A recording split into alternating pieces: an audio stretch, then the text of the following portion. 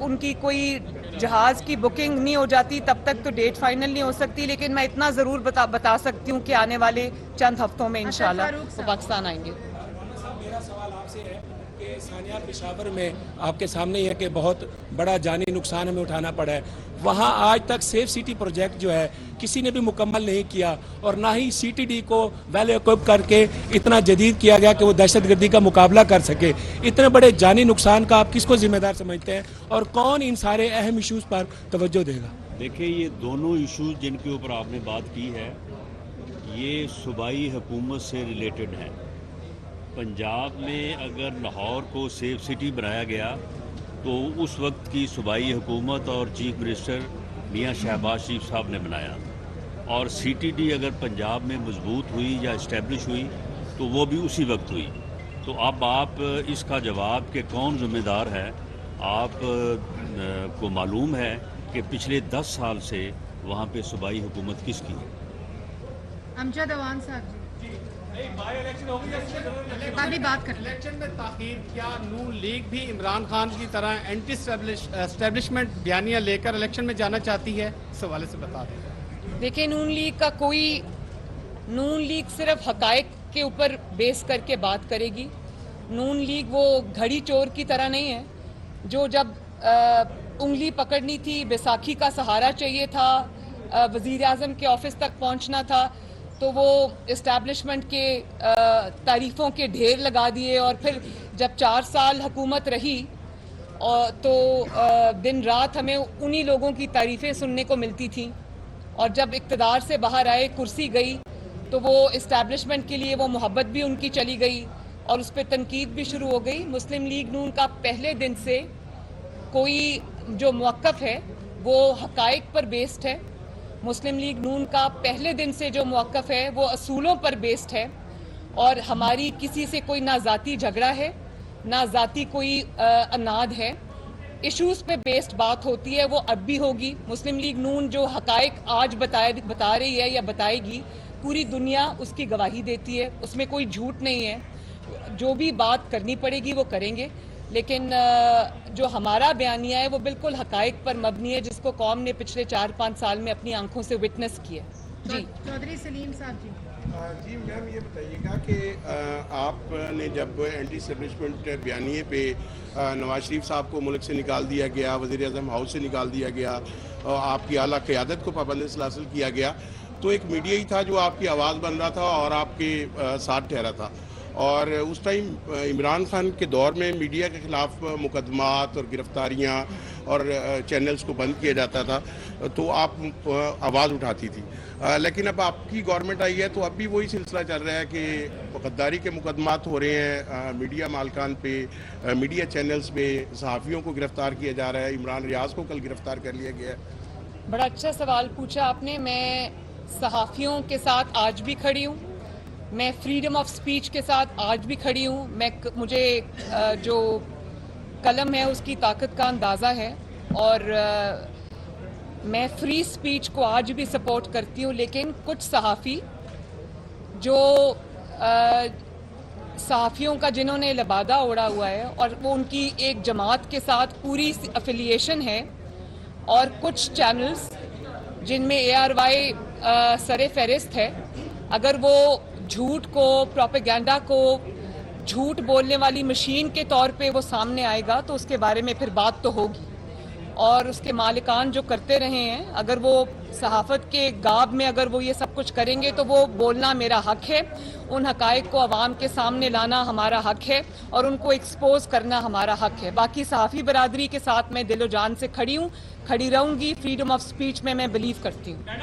और जो आपके प्रिंसिपल्ड सहाफ़ी हैं जिनका काम सहाफ़त है, उनको कोई उंगली भी नहीं लगा सकता, अगर लगाएगा तो मैं उनके साथ खड़ी हूँ। अमीन अब्बासी साहब जी। जी, अमीन अब्बासी साहब आगे आ जाइए, आगे आ जाइए। अस्सलाम वालेकुम मैडम। पेशावर में बहुत बड़ी दहशतगर्दी का वाक़या हुआ है, पूरी कौम परेशान है, और रात को पेशावर KP गवर्नमेंट के तर्जमान ने कहा कि उनको पिछली गवर्नमेंट ने जो है वो पैसे नहीं दिए कि वो वहाँ पर जो है तमाम इंतजामात या सेफ सिटी प्रोजेक्ट मुकम्मल कर सकें।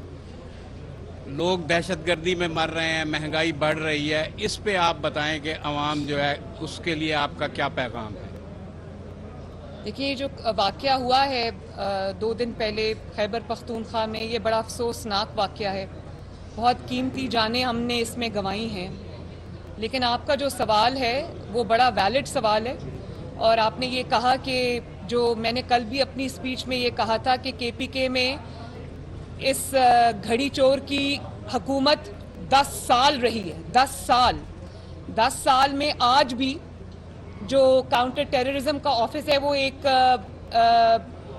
जो किराए की बिल्डिंग है उसमें है। सबसे ज़्यादा फंड्स मिलने के बावजूद जो काउंटर टेररिज्म फोर्स है वहाँ पर या पुलिस है वो ऑलमोस्ट निहत्ते हैं।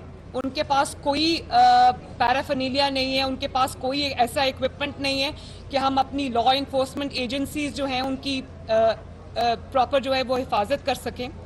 उसके बाद आपने जो ये बात की कि आप ये देखें कि जो फोरेंसिक लैब है वो पंजाब की इस्तेमाल करनी पड़ती है। 10 साल इनकी वहाँ पर हुकूमत रही है, तो ये यहाँ से ही पता चलता है कि वो उसको हुकूमत को किन मकासद के लिए इस्तेमाल किया जा रहा था। और फिर जिस तरह से आपने दहशत गर्दों के लिए दरवाजे खोले, अपनी सरहदें खोली, उनको अपना दोस्त करार दिया, और जिनको आप अपने हाथ, आंखें या कान कहते थे उनको आपने अपने लिए इस्तेमाल किया। अगर वो स्टेट के लिए इस्तेमाल हुए होते तो वहाँ पर आज ये हालत ना होती। तो ये जो कमज़ोरी है उसको मानना पड़ेगा। ये लैप्स था, ये बहुत बड़ी एक आई थिंक एक बहुत बड़ी कमज़ोरी के तौर पे सामने आई है ये चीज़, जिसके नतीजे में हमें आज जो मुल्क अमन का गहवारा बन गया था, हम वापस जो है वो ये इस तरह के दिल दहला देने वाले वाक़यात जो हैं, जो अभी इतना बड़ा सानिया हुआ है। तो मेरी दुआ है कि अल्लाह ताला आने वाले वक्त में मुल्क को और अवाम को महफूज रखे। मुमताज़ नियाज़ी साहब जी, एक्सप्रेस। मैडम, ये बताइए कि मुल्क इस वक्त शदीद मुश्किलात में है और सारे ही ये कह रहे हैं कि मुश्किल फैसले लिए जा रहे हैं, लेकिन सियासतदान, ब्यूरोक्रेट्स, जजेस, इस्टेब्लिशमेंट, ब्यूरोक्रेसी और बड़े आला अफसरान जो मराद याफ्ता तबका है उसके लिए मुश्किल फैसले नहीं लिए जा रहे। सारे मुश्किल फैसले आवाम के लिए ही क्यों लिए जा रहे हैं? उनकी मराद कब वापस होंगी? नहीं, मैं तो बिल्कुल आपके साथ इस चीज़ में हूँ कि सबसे जो आगे बढ़ के कुर्बानी देनी चाहिए वो हम सबको, जितने भी आपने जिन का भी नाम लिया, जिन तबकात का नाम लिया, अगर अल्लाह ताला ने उनको नवाजा हुआ है तो उनको रजा कराना तौर पर भी आगे बढ़कर इस चीज़ में पहले पहल करनी चाहिए। और हुकूमत को भी चाहिए कि मसावात कायम करते हुए जो बोझ आजकल गरीब आवाम के ऊपर है उसको इनको भी उसको पूरा उसका शेयर उठाना चाहिए। महमूद जहीर सर। मैं ये जानना चाहूँगा, एक तो कि आप दूसरा घर कहा जाता है भावलपुर, यहाँ पे आपको प्यार भी मिलता है, कल भी शेरनी के नारे लगे, आप कुछ तो बहुत भी होंगी। एक तो हम वेलकम करते हैं भावलपुर में आपको। दूसरा मैं ये चाहूँगा कि इकोनॉमिकली, जी मैं सवाल कर रहा हूँ, दूसरा मैं ये जानना चाहूँगा कि आप लोग कल इत्तेजाज़ हसन ने कहा कि आप लोग इलेक्शन में जाने से घबरा रहे हैं और उसके लिए आप लोग इकोनॉमिक इमरजेंसी लगाने का सोच रहे हैं और प्रोलॉन्ग करने का सोच रहे हैं कि इलेक्शंस डिले हो। आप लोग डर रहे हैं, क्या वाकई ऐसा है? जो डर रहे हैं उनका डर आपको नज़र आ रहा है। हम आपके सामने खड़े, हम आवाम में मौजूद हैं। 4 साल लोगों को पता है, मुझे इस बात की खुशी है कि लोगों को पता है कि अगर आज महंगाई है तो वो किसकी वजह से। आप देखें 4 साल ये घड़ी चोर की हुकूमत थी तो इनमें से एक भी बंदा इंक्लूडिंग घड़ी चोर के अवाम में जाने के काबिल नहीं था। मैं जब से लंदन से आई हूँ मैं अवाम के साथ हूँ। उसका मतलब ये है कि लोगों को पता है कि IMF का मुआहदा कौन करके गया है जिसके नतीजे में आज महंगाई हुई है। लोगों को पता है कि किसकी नालायकी और किसकी नाअहली ने 4 साल कौम को अजाब में जो मुब्तला किया और आज जो इकॉनमी को, मईशत को जो मुश्किलात का सामना है वो किसकी वजह से। देखिए, मईशत जो है वो कोई ऐसी चीज़ नहीं कि जिसको ओवरनाइट जो है वो आप बदल के रख दें। मईशत को जो धचका लगा है, जो उस पर खुदकुश हमला इस फितना खान ने किया है, उससे मईशत को बाहर आते हुए भी कई साल लग जाएंगे। तो मैंने कल भी ये बात की थी कि जब पाकिस्तान टेक ऑफ कर रहा था नवाज शरीफ साहब के वक्त में तो किसको तकलीफ हुई थी, और आज अगर इस हुकूमत के ऊपर ये जिम्मेदारी आई है तो आप ये देखें, अगर आज हम रिलीफ देना भी चाहें आम आवाम को तो हम नहीं दे सकते, क्योंकि IMF का जो मुआहदा है उसने हमारे हाथ बांधे हुए हैं। IMF का मुआहदा वो हमने नहीं किया, वो इमरान खान ने किया था, जिसमें वो अगर ये कहा जाए कि पाकिस्तानी मईशत को गिरवी रख के आ गया था तो ये गलत बात नहीं होगी, और फिर जाते जाते उसको फ्लाउट करके चला गया, वो मुआहदे को फाड़ कर उसकी खिलाफ वर्जी करके चला गया, जिसके नतीजे में आज जब आप IMF से बात करना चाहते हैं तो IMF कहती है कि नहीं, आप पहले हमसे धोखा कर चुके हैं, पहले आज आप ये कीमतें इंक्रीज करें, ये स्टेप्स उठाएं, तब हम आपकी बात सुनेंगे। तो जो ये मुआहदा करके चले गए IMF का, इससे हमारे हाथ बंधे हुए हैं, हम अगर रिलीफ देना चाहें भी तो नहीं दे सक रहे। अब ये तो हुकूमत फैसला करेगी, देखेंगे। राना सनाउल्लाह साहब खड़े हैं मेरे साथ, हुकूमत के नुमाइंदा, ये आपसे बात करेंगे। मैं अवाम की नुमाइंदा, मुझसे अवामी सवाल आप पूछें। माजिद क्लासरा साहब, एक मिनट जी, माजिद क्लासरा साहब। और ये मैं एक और बात कह दूं, अगर आज हम उस मुआहदे की जो इमरान करके चला गया IMF का, उसकी पासदारी करते हैं तो अवाम पर मुश्किल आती है, अगर उसकी पासदारी नहीं करते तो पाकिस्तान पर मुश्किल आती है। पाकिस्तान डिफॉल्ट खुदा न खास्ता कर सकता है। जी माजिद आगे इलेक्शन आ रहे हैं तो आप सब PDM की जमातें PDM के प्लेटफॉर्म से ही इलेक्शन लड़ेंगी। और दूसरा मैडम सवाल ये था कि इमरान खान की नाअहली का केस हाई कोर्ट में चल रहा है, जिस पर मुबीना बेटी का, तो जिसमें इमरान खान साहब की जानिब से कहा गया है कि मैं वो केस मेरे ऊपर बनता भी नहीं है, वो दरख्वास्त खारिज की जाए। मियाँ साहब को तनख्वाह ना लेने पर जब वो नाअहल किया गया था, इस पर क्या कहना चाहेंगे? मैं तो ये कहूँगी कि बड़ा आजकल ये शोर मचा रहे हैं कि इंतकाम इंतकाम में, मैं और मेरी हुकूमत हम इंतकाम में बिलीव नहीं करते, लेकिन नवाज शरीफ को तो आपने नाकर्दा गुनाह की सजा देकर एक इकामा पर, एक वीज़ा पर, एक्सपायर्ड वीज़ा पर निकाल दिया।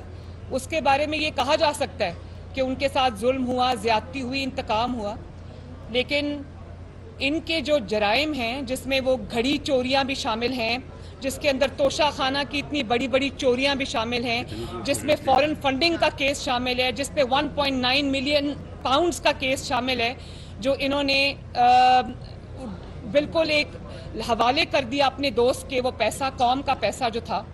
और उसके बाद आप तमाम केसेस जहां पर ये सब में इन्होंने जुर्म किया हुआ है और वो जुर्म सामने आ रहा है, इसलिए ये भाग रहे हैं, जवाब जमा नहीं करा रहे, क्योंकि वो जराइम किए हुए हैं।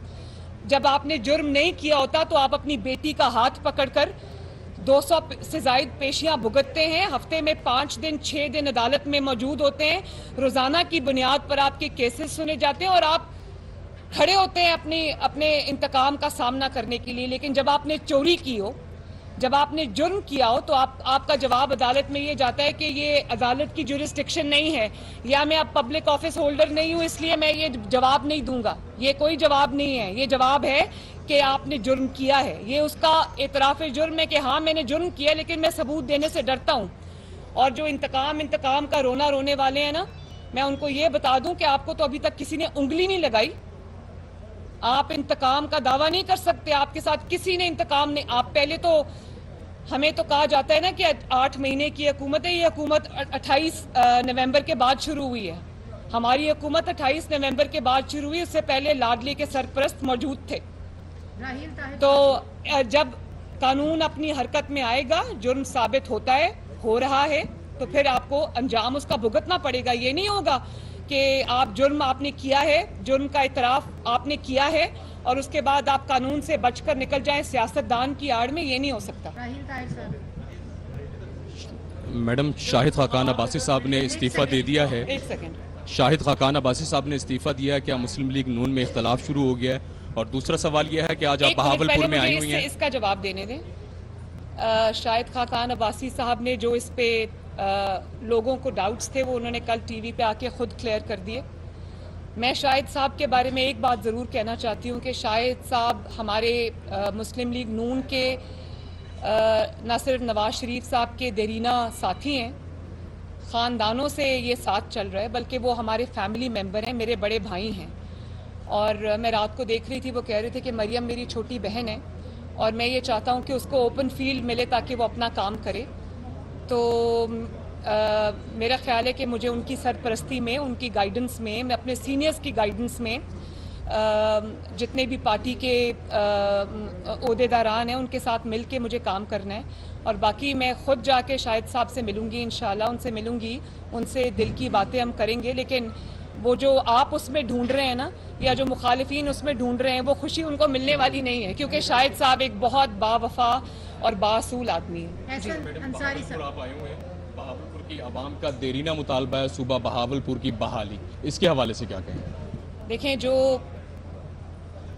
जनूबी पंजाब के साथ और बहावलपुर सूबा के साथ जो तारीख का बदतरीन फ्रॉड हुआ था 2018 के अंदर, जब जनूबी महाज का एक वो कायम किया गया था, मुस्लिम लीग नून के इलेक्टेबल्स, मुस्लिम लीग नून के टिकट होल्डर्स को तोड़ के एक जनूबी महाज बनाया गया था, और हमें पता है वो किसने बनाया था, और उसमें इमरान को मेजॉरिटी दिलाने के लिए वो पूरा एक ग्रुप इकट्ठा किया था। तो आप ये देखें, 4 साल ये हुकूमत में रहे हैं, वो जो दावे जनूबी पंजाब के किए थे, बहावलपुर सूबे के किए थे, वो उनकी हकीकत पूरी दुनिया के सामने आ गई कि वो सिर्फ एक इलेक्शन का ढोंग था। जहाँ तक मुस्लिम लीग नून की बात है, तो उसके लिए जो आईनी रिक्वायरमेंट होती है कि पंजाब असेंबली उसका जो है वो बिल पास करती है, वो हमने किया, दोनों का, जनूबी जो साउथ पंजाब का भी और बहावलपुर सूबे का भी रेजोल्यूशन जो है वो पास किया। और उसके बाद आज भी मैं जितनी भी देर में जाती हूँ, जहाँ भी जाती हूँ जनूबी पंजाब के अंदर, जो भी काम हुए, चाहे वो सड़कें बनी हों, या वो दानिश स्कूल बने हों, या वो हॉस्पिटल्स बने हों, या वो और तरक्याती मंसूबे हों, वो मेट्रो बस हो, कुछ भी हो, वो सब काम पाकिस्तान मुस्लिम लीग नून और शहबाज शरीफ साहब के किए हुए हैं। तो मुस्लिम लीग नून जनूबी पंजाब को अगर कोई जिस तरह से यहाँ पर जो डिमांड्स हैं और जो भी यहाँ पर काम, तरक्याती काम हैं, वो सब मुस्लिम लीग नून ने अल्हम्दुलिल्लाह किए हुए हैं। और आने वाले वक्त में ना सिर्फ ये कि इलेक्शन होंगे, बल्कि मुस्लिम लीग नून इलेक्शन जीतेगी, पंजाब असेंबली के इलेक्शन भी जीतेगी, अपनी हुकूमत भी बनाएगी इंशाअल्लाह, और जो भी कंसर्न्स हैं जनूबी पंजाब के वो भी हम एड्रेस करेंगे। एहसन अंसारी साहब, जी, केपी गवर्नमेंट को 417 अरब रुपए का बजट मिला था दहशतगर्दी से निपटने के लिए, कहाँ गया कुछ पता नहीं। उसके ऊपर क्या कोई आगे इंक्वायरी होगी भी या अभी नहीं होगी, उसका क्या होगा? दूसरा, आप मियां साहब को कोई शेड्यूल तय हुआ पाकिस्तान आने का, कब देख रही है, और इलेक्शन कब होता देख रही है पाकिस्तान? जो मियां साहब के आने का जवाब है वो मैं दे चुकी हूँ। इलेक्शन जब भी होगा, चाहे वो 3 माह में हो, जब भी होगा, हमने आज से अपनी तैयारी शुरू कर दी है अल्हम्दुलिल्लाह। इलेक्शन, जो लोग ये समझ रहे हैं कि हम इलेक्शन में जाने से घबरा रहे हैं, वो सब अपने अपने कमरों में बैठ के ये स्टेटमेंट्स दे रहे हैं। मुस्लिम लीग नून मैदान में आ चुकी है, इंशाअल्लाह ताला इलेक्शन होंगे, मुस्लिम लीग नून इलेक्शन जीतेगी और इन फितनों को उठा के मैदान से बाहर फेंकेगी, और वापस जहाँ से तरक्की का रास्ता, जो तरक्की का सफ़र टूटा था, उसको दोबारा से जोड़ेगी। आपने KPK की बात की, कल वज़ीर आज़म ने इसके ऊपर बड़ी डिटेल्ड प्रेस कॉन्फ्रेंस की है कि इतने बड़े फंड्स जो हैं वो PTI की हुकूमत को, KPK को मिले हैं, जहां इस्तेमाल होने थे वहां इस्तेमाल नहीं हुए। जो लॉ इन्फोर्समेंट एजेंसीज हैं, जिसमें पुलिस भी शामिल है, वो सब आज भी जो रिक्वायरमेंट्स हैं उनके बगैर हैं।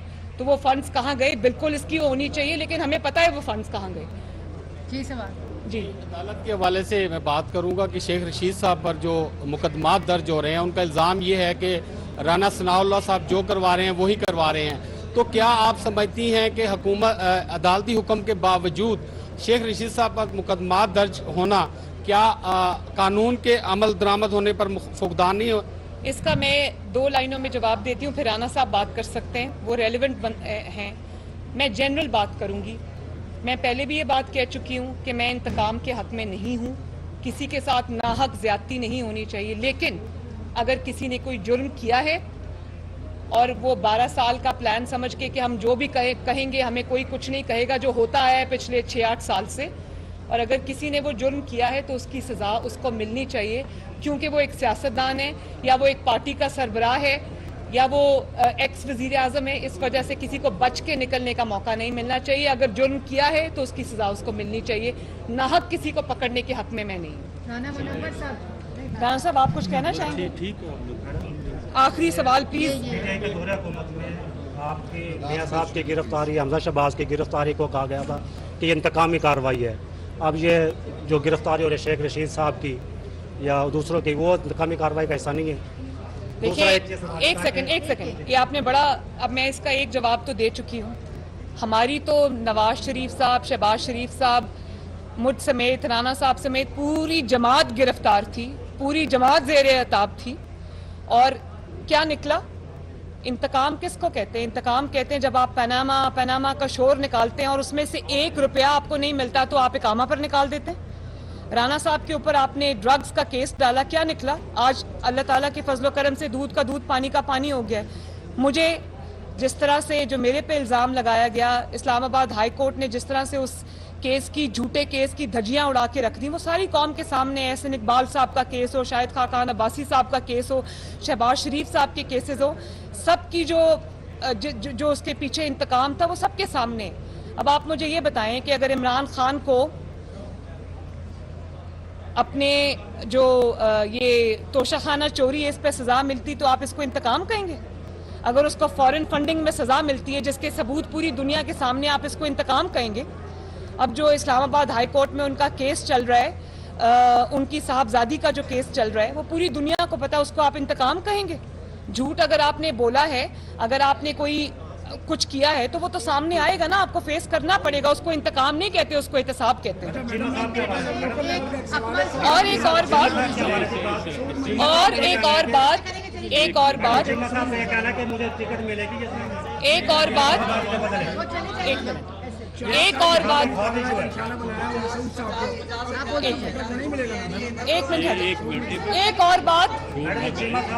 आप इधर आओ, मेरे पास ऊपर आओ।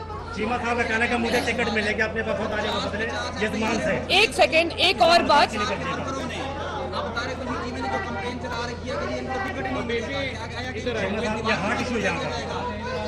देखो मेरी बात सुनो। ये सुबह से ड्रामा कर रही है। नहीं, एक और बात, आप अगर खड़े होकर आप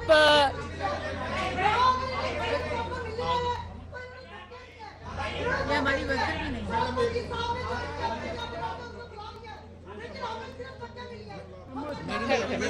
इधर आओ। अच्छा ऊपर आ जाए, इधर आ जाए। रेहाना मुंशी, रेहाना बाजी, मैडम रेहाना है इसका नाम। आपको मैडम बुला रही है, ऊपर है।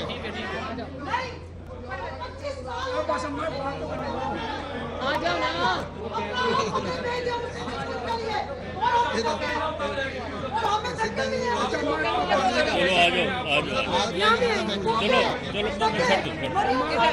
आप आ जाए ना, इधर आ जाए, इधर आ जाए, आ जाओ।